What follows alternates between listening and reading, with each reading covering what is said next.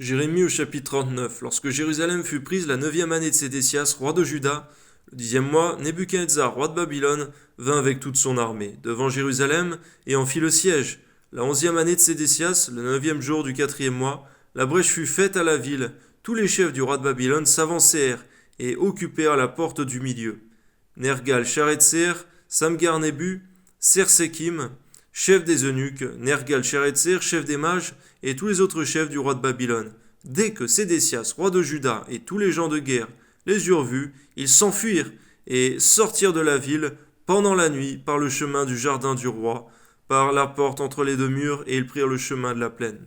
On voit, Seigneur mon Dieu, effectivement le verset qui dit « Si l'esprit de celui qui domine s'élève contre toi, reste à ta place, car le calme prévient de grands péchés. » On voit que ce passage, Seigneur mon Dieu, eh bien Sédécias aurait pu le méditer largement, Seigneur, pour éviter de fuir à ce moment-là. On voit que la fin va être désastreuse, Seigneur mon Dieu, à son égard. Eh bien, Seigneur, donne-nous toujours, Seigneur mon Dieu, même lorsque l'homme se veut effrayant, donne-nous toujours d'avoir l'obéissance à ta parole, Seigneur mon Dieu, qui domine sur la crainte des hommes, qui tend un piège. Amen. Mais l'armée des Chaldéens les poursuivit et atteignit Sédécias dans les plaines de Jéricho. Ils le prirent et le firent monter vers Nebuchadnezzar, roi de Babylone, à Ribla, dans le pays de Hamath, et il prononça contre lui une sentence. Le roi de Babylone fit égorger à Ribla les fils de Sédécias en sa présence. Le roi de Babylone fit aussi égorger tous les grands de Juda. On voit, Seigneur mon Dieu, que le roi va avoir pendant de longues années, Seigneur mon Dieu, le souvenir atroce des dernières choses qu'il a vues avant de devenir aveugle. Ses fils égorgés et ses chefs. On voit, Seigneur mon Dieu, que le jugement est terrible pour cet homme. Mais à combien aujourd'hui, Seigneur mon Dieu, car c'était l'ombre des choses à venir, il nous faut considérer, Seigneur mon Dieu, que il vaut mieux avoir quelques difficultés, Seigneur mon Dieu, quelques souffrances sur terre, plutôt que de passer l'éternité dans l'enfer éternel, Seigneur mon Dieu. Pourquoi permets-nous, par ta grâce, de largement persévérer dans la voie, Seigneur mon Dieu, de la sainteté, la voie, Seigneur mon Dieu, que tu as ouverte en Jésus-Christ, et surtout d'annoncer l'évangile afin que le plus grand nombre soit sauvé. Et n'aille pas dans cet endroit de tourment éternel. C'est vrai, c'est pour le vivant qu'il y a de l'espoir. Amen. Puis il fit crever les yeux de Sédécias et le fit lier avec des chaînes d'airain pour l'emmener à Babylone. Les Chaldéens brûlèrent par le feu la maison du roi et les maisons du peuple. Et ils démolirent les murailles de Jérusalem. Nebuzaradan, chef des gardes, emmena captifs à Babylone ceux du peuple qui étaient demeurés dans la ville, ceux qui s'étaient rendus à lui, et le reste du peuple.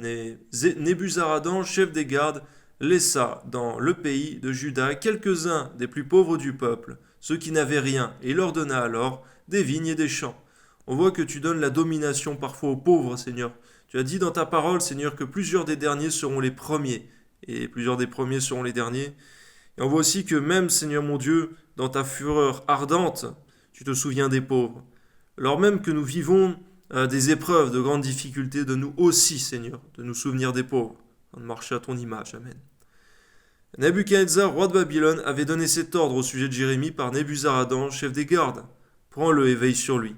Ne lui fais aucun mal, mais agis à son égard comme il te dira. Nebuzaradan, chef des gardes, Nebuchadnezzar, chef des eunuques, Nergal-Sharetzer, chef des mages, et tous les chefs du roi de Babylone envoyèrent chercher Jérémie dans la cour de la prison, et ils le remirent à Guédalia, fils d'Achikam, fils de Shaphan, pour qu'il fût conduit dans sa maison. Et il resta au milieu du peuple. La parole de l'Éternel fut adressée à Jérémie en ces mots, pendant qu'il était enfermé dans la cour de la prison. Va, parle à Ebed-Mélec l'Éthiopien, et dis-lui, ainsi parle l'Éternel des armées, le Dieu d'Israël, voici. Je vais faire venir sur cette ville les choses que j'ai annoncées pour le mal et non pour le bien. Elles arriveront en ce jour devant toi.